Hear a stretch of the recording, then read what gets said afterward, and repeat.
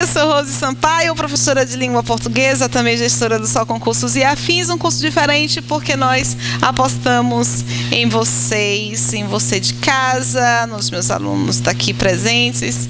Gente, verbais é um tópico extremamente importante para concurso público. As pessoas que estão fazendo o curso mais intensivo ou uma proposta de revisão, essas pessoas elas precisam focar em determinados conteúdos. Vozes verbais é um conteúdo que não pode faltar no seu estudo, tá? No seu processo de revisão. Porque todas as bancas cobram vozes verbais, todas elas, sem exceção. Olha, CESP, Carlos Chagas, SES Gran Rio, FGV, a OCP, todo mundo cobra vozes verbais. E o que é o conteúdo de vozes verbais? O que significa trabalhar vozes verbais e entender? Muito mais do que decorar um processo, você precisa compreender o processo. A palavra vozes, ela faz referência ao que é dito, ok? O que é dito é apresentado por uma voz. Então, quando eu falo sobre vozes verbais e sei que vozes é aquilo dito e verbais se refere ao verbo, e o que é o verbo?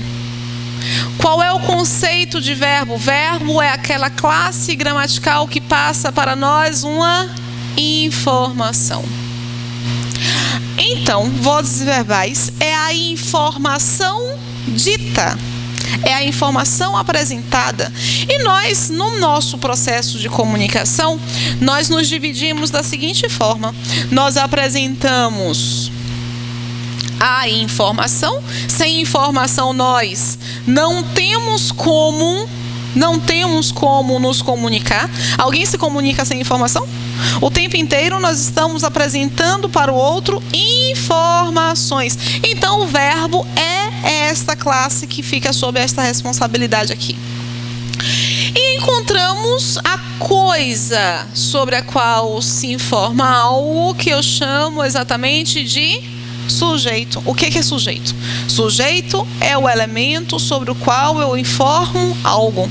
Sujeito é o elemento sobre o qual eu digo algo. Então, vozes verbais estabelecem uma relação com o sujeito. Vozes verbais é você identificar o que está sendo dito e como está sendo dito acerca do sujeito. Essa informação sobre o sujeito pode colocar esse sujeito em uma posição de paciente, pode colocar esse sujeito em uma posição de agente, pode colocar esse sujeito em uma posição reflexiva e pode colocar este sujeito em uma posição recíproca. Vamos entender isso. Quando eu tenho uma informação que coloca o sujeito em uma posição de paciente, este sujeito é um sujeito passivo, ele sofre ação. O que está sendo dito sobre ele está sendo dito para colocá-lo em uma posição passiva.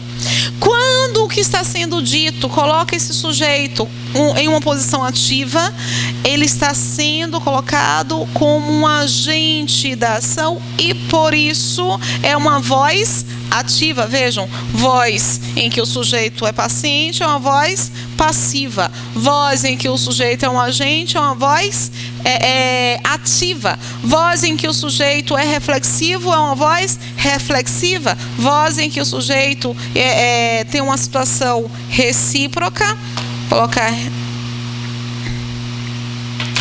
é uma voz recíproca. Como é que nós identificamos isso, tá? Algumas observações. A voz aqui, o sujeito sofre a ação. A voz aqui, o sujeito pratica a ação. O sujeito aqui sofre e pratica.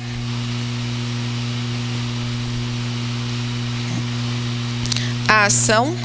E o sujeito aqui, eu tenho mais de um elemento como sujeito. Tenho sujeitos. Eu tenho mais de um indivíduo. Não é a ideia do sujeito composto, não, tá? Eu estou falando que eu tenho mais de um indivíduo praticando a ação, só que eles trocam a ação. Por exemplo, os namorados se beijaram. Eu tenho mais de uma pessoa, não tenho? Tenho mais de uma pessoa, então eles estão trocando a ação, o que a gente chama de voz recíproca, sujeito recíproco. Sujeitos trocam. Grande dúvida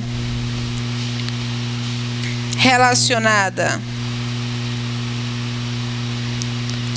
ao conteúdo, no entanto, está em um conteúdo que é de base, em um conceito que, se vocês não conseguem assimilar, é difícil de identificar, tá? Qual é o conceito? É o conceito justamente de sujeito. Gente, o que é sujeito? Eu mesma respondo para evitar o silêncio constrangedor, né? Sujeito é um elemento que pratica a ação. É isso que a gente aprende, não é? Sujeito é o elemento com o qual o verbo concorda. É isso que nós aprendemos. Mas esses conceitos, eles não dão conta do que é o sujeito. Sujeito é simplesmente o elemento sobre o qual se informa algo.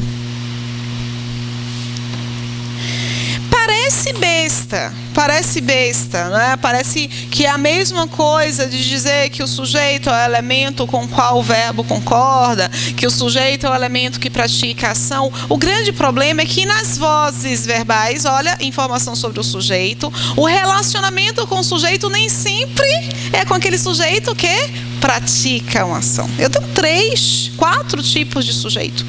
3 tipos que não estão dentro dessa ideia de elemento que pratica a ação. Quando nós nos deparamos, eu gosto muito dessa frase, o curso são os alunos.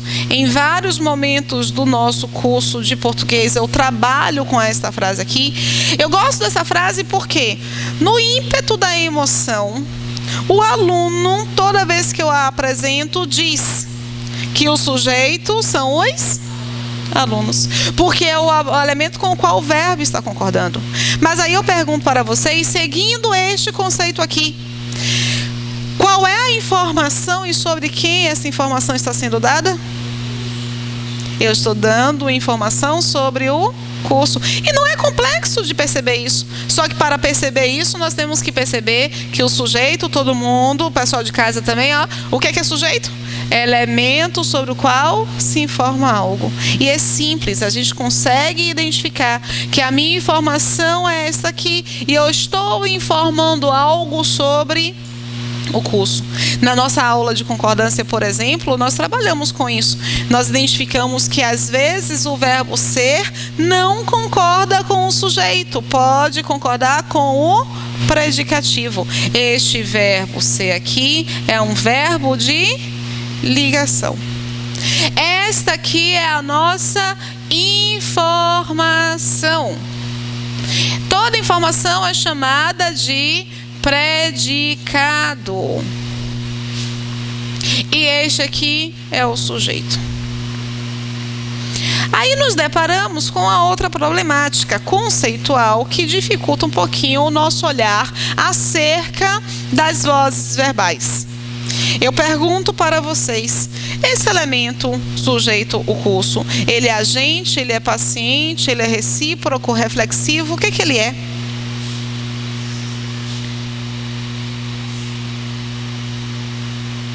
Difícil de uma pessoa falar pelo conceito inicial acerca do que é um verbo. Nós achamos que o verbo é aquela informação de ação. Aqui existe uma ação? Não. Vozes verbais é se o sujeito pratica uma ação. É se o sujeito sofre uma ação. E aqui nós não temos um verbo que identifica para nós uma ação. Mas isso porque, e no meu curso de português a gente trabalha bastante esta referência sobre o verbo. Verbo é uma estrutura que passa para nós uma informação. Essa informação é chamada de predicado.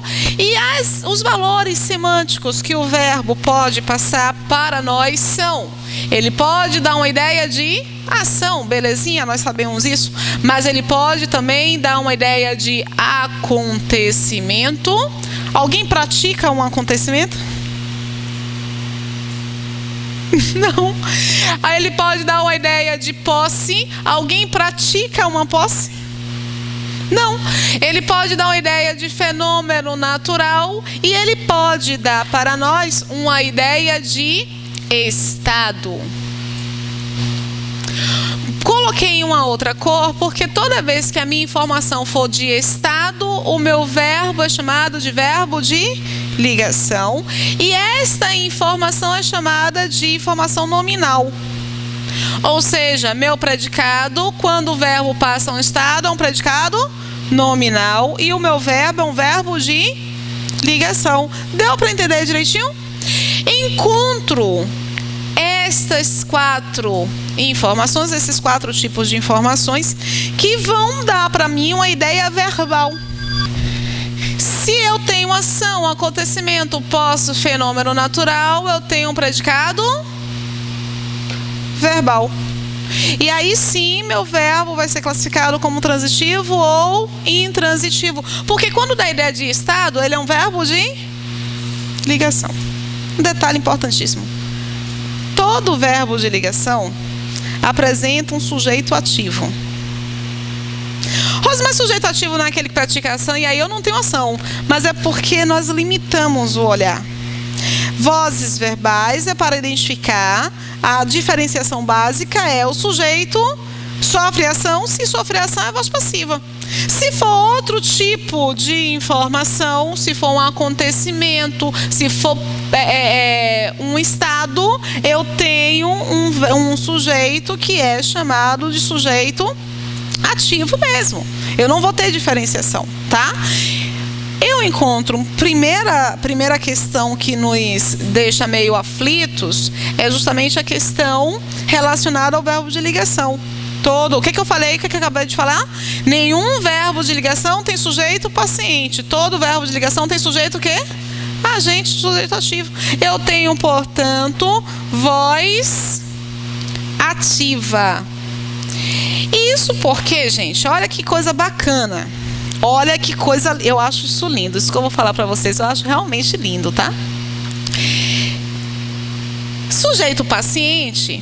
O que é um sujeito paciente? É um sujeito que sofre ação. Eu tenho algumas classes gramaticais que vão sofrer, funções sintáticas, perdão, que vão sofrer ação. O sujeito paciente sofre ação. Outra classe gramatical que sofre ação é o objeto direto. Todo objeto direto, ele sofre ação. Eu tenho uma outra classe gramatical que também vai sofrer a ação. É o complemento nominal. O complemento nominal também é uma função sintática, eu falei classe gramatical, perdão. Também é uma função sintática de elemento que sofre ação. No que diz respeito à voz verbal, as vozes verbais, quais são as classes, quais são as funções gramaticais que eu vou ter que considerar? Vozes verbais têm referência ao verbo. Então, são funções que estão ligadas ao verbo. Ou o sujeito, elemento sobre o qual se informa algo, ou o objeto direto, elemento que completa a ideia de um verbo. Deu para entender direitinho? Então, não vou me preocupar com esta aqui. Mas eu vou me preocupar com as outras duas. Reparem que quando eu indico para vocês, Rose deu aula. Quando eu digo Rose deu aula, qual é o sujeito, qual é a informação? Primeiro passo é identificar a informação, não é identificar sujeito. Alguém deu aula. Quem foi que deu aula? Rose. Vejam que quando eu falo essa frase, vocês prestam mais atenção em Rose do que na aula, não é? Vocês visualizam Rose. Se eu digo aula foi dada por Rose, qual é o elemento que está no foco da minha informação? Rose ou a aula?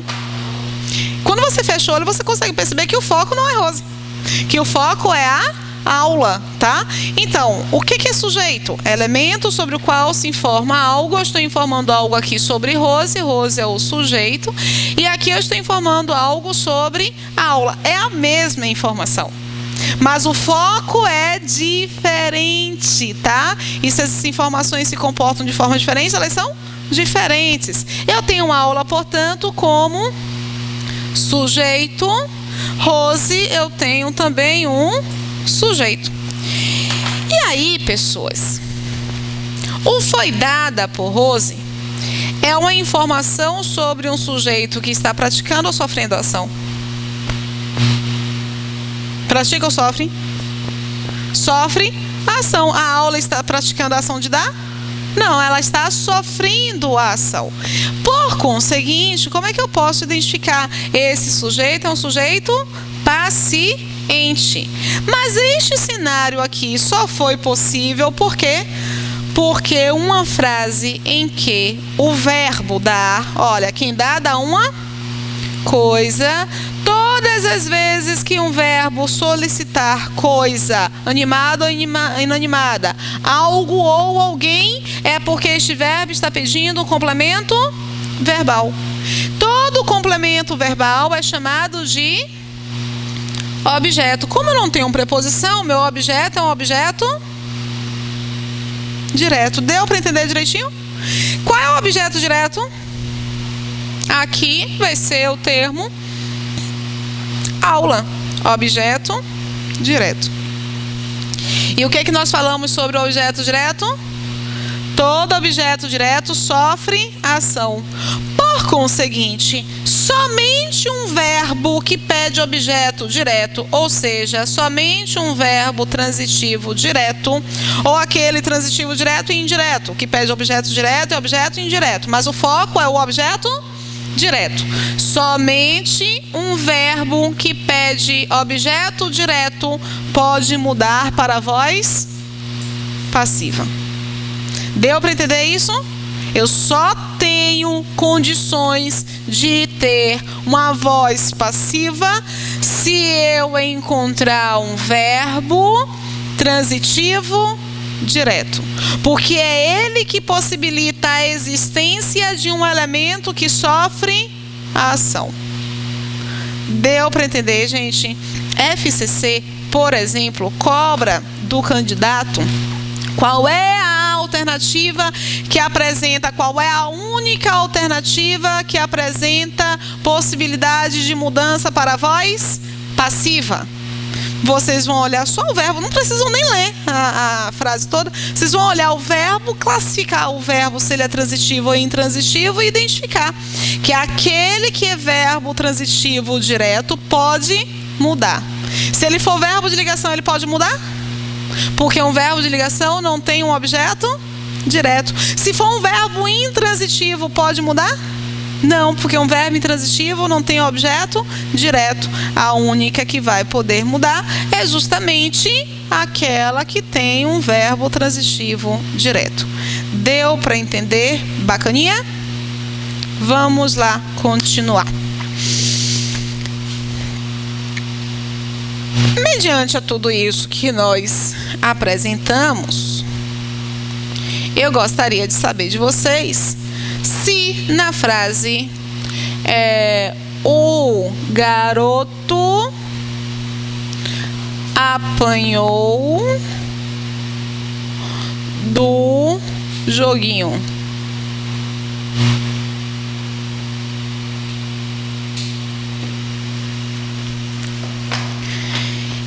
esta construção está na voz ativa ou na voz passiva?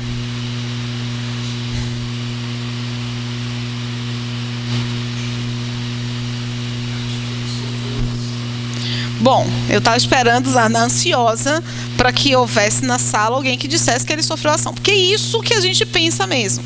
Só que quando nós pensamos, ele sofreu ação, é porque nós estamos pensando no bater. E aí a gente pensa que alguém bateu. O joguinho bateu no garoto. Mas a informação está com bater? Não, metaforicamente, tá? Porque se eu colocar o garoto apanhou do pai, é porque com a lei antipalmada já não fica politicamente justa a construção, né? Mas se eu disser o garoto apanhou do pai, enquanto o fórum não vai atrás do pai para identificar o porquê dessa palmadinha, a gente deixa aqui. O pai pode bater no garoto, não pode? Repito, politicamente correto não, mas pode porque é um ser animado. Só que o joguinho aqui também pode, porque a referência do joguinho é uma referência metafórica, belezinha? Não é por isso que eu tenho uma voz ativa, não. É por uma outra questão. Por que eu tenho uma voz ativa? Porque eu fui clara para vocês ao indicar que apenas o verbo transitivo direto tem essa possibilidade. No caso aqui, quem apanha, apanha de. Este verbo é um verbo transitivo indireto. Você pensou de forma justíssima, tá? Como o joguinho aqui não é o objeto direto, é o objeto indireto, ele não pode mudar de posição. Eu não posso dizer o joguinho foi apanhado pelo menino, a não ser que seja o apanhar no sentido de pegar. Eu mudo o sentido da construção se eu puder mudar a posição, ok? Então, este garoto aqui, ele é um sujeito agente. Aí as pessoas dizem assim, oxente, Rose, mas apanhar não é uma ação. Mas o verbo manifesta somente ação? O verbo pode manifestar um acontecimento. Logo, eu não vou ter uma mudança de classificação. Mas são esses pormenores, são esses detalhezinhos ali que prejudicam a nossa realização da questão no momento da prova. Nós temos que ficar atentos aos detalhes. São eles que fazem a diferença, tá? Posso ir para aí? Vou lá, tá?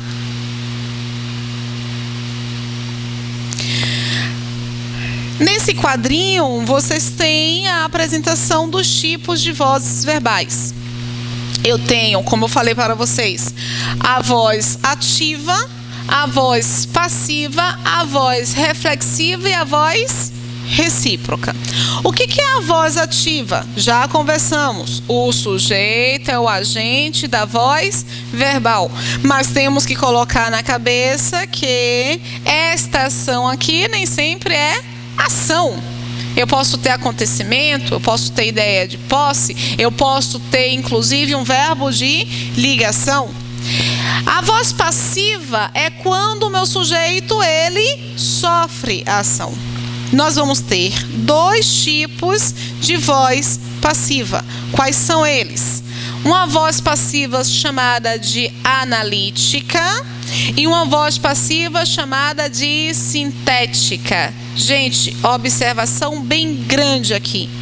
Cesgran-Hill e FGV chamam a voz passiva sintética de voz passiva pronominal. A primeira vez que eu vi isso aqui sendo cobrado em uma prova para concurso público foi na prova de 2011 da Transpetro. Ela perguntava, a banca, Cesgran-Hill no caso, qual é a estrutura que apresenta uma voz passiva pronominal? E aí? Vários candidatos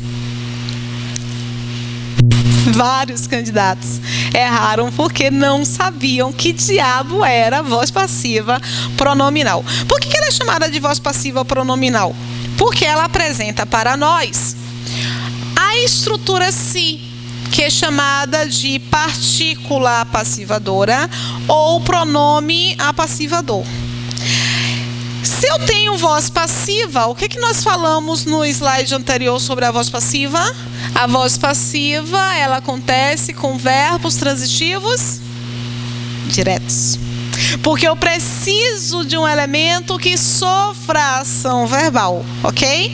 Logo, esse si, ele está com verbo transitivo direto ou com verbo transitivo direto e indireto. O que é importante aqui é encontrarmos o objeto direto. E aí, todas as vezes que vocês encontrarem um si ligado a um verbo transitivo direto, vocês vão ter que pensar no seguinte. Por exemplo, a construção vendem-se sonhos na padaria. Compre o seu. O verbo sonhar é que tipo de verbo? Quem vende, vende uma coisa. É um verbo transitivo direto. Estão vendo esse si? Quando esse si se liga a um verbo transitivo direto, ele é chamado de objeto direto. É ele. E aquele elemento que nós chamaríamos de objeto, nós temos que chamar de quê? Sujeito. E este sujeito é um sujeito que pratica ou ele é um sujeito que sofre ação? Ele é um sujeito que sofre ação. Porque, repare só, os sonhos eles vendem? Os sonhos eles podem vender? O sonho pode vender? Os sonhos eles podem ser vendidos. Agora, veja só como é que muda o cenário, mudando o contexto. Por isso que é super fundamental que nós analisemos. Vocês falaram e se comportam de forma diferente, elas são diferentes. Na construção, mulheres se vendem nas ruas.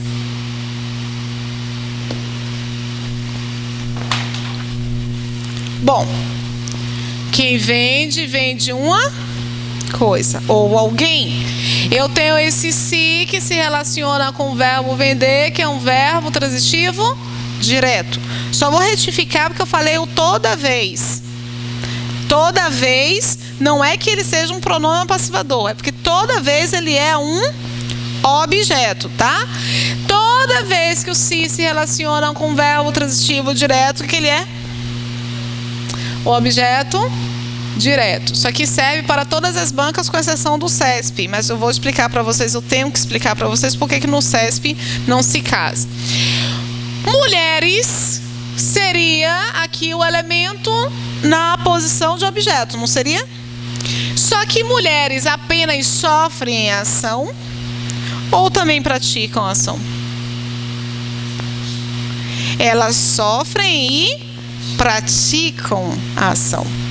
Portanto, esse si é igual a este? Não. Este si está se relacionando com o sujeito que sofre ação, portanto, na posição de objeto direto e classificado como um pronome apassivador. Este si que se relaciona também com o verbo transitivo direto é um objeto direto, mas tem um sujeito que sofre. Ele é agente e paciente, não é? Ele pratica e sofre a ação. Esse si não pode ser chamado de pronome apassivador. Ele tem que ser chamado de pronome reflexivo. Então, esta voz verbal aqui, aquilo que é dito sobre o sujeito é diferente desta. Porque elas estão se relacionando com o sujeito de uma forma diferenciada. Por conseguinte, reparem, eu tenho nesta situação uma voz passiva sintética, também chamada de voz passiva pronominal. Nesta situação, eu tenho uma voz passiva analítica. Mas, Rose, qual é o perfil da voz passiva analítica? Ela possui como marca um verbo de voz passiva. Quais são esses verbos? O verbo ser, o verbo estar ou o verbo ficar. Mas, sobretudo, aqui o verbo ser, tá? É isso que eles cobram. Mais um verbo transitivo direto no particípio. Trocando em miúdos, porque português é assim. Você só consegue visualizar a coisa quando vê a frase sendo analisada, inclusive. A frase pura você não consegue assimilar. É a frase e a análise da frase. Vamos aqui pegar o exemplo das casas ainda e colocar: casas são vendidas. Ok? Essa aqui em casa, essa aqui em cima, se eu quiser transferir para uma voz passiva analítica, eu teria que colocar mulheres são vendidas por elas mesmas. Ok? Aqui em cima seria assim: casas são vendidas. Olha a situação, eu tenho uma locução verbal em que meu verbo auxiliar é um verbo de voz passiva, é o verbo ser, é um verbo auxiliar, não é um verbo de ligação aqui. Vendidas é um verbo transitivo direto no particípio. Este particípio é o ida, o ido, ok? O ado. São os verbos que têm essa finalização. Os particípios regulares. Estes que terminam sempre com ido ou com ado. Existem os particípios irregulares, mas daqui a pouco nós falamos sobre isso. Encontramos uma voz chamada de voz reflexiva. Ela apresenta um pronome reflexivo. É o exemplo que nós vimos ali. Mulheres se vendem nas ruas. Eu tenho um se pronome reflexivo. E encontramos um se que vai identificar uma voz recíproca, como acontece com beijaram-se. Vou explicitar. Os amantes, só para caber aqui, eu ia colocar namorados, mas namorado muito longo.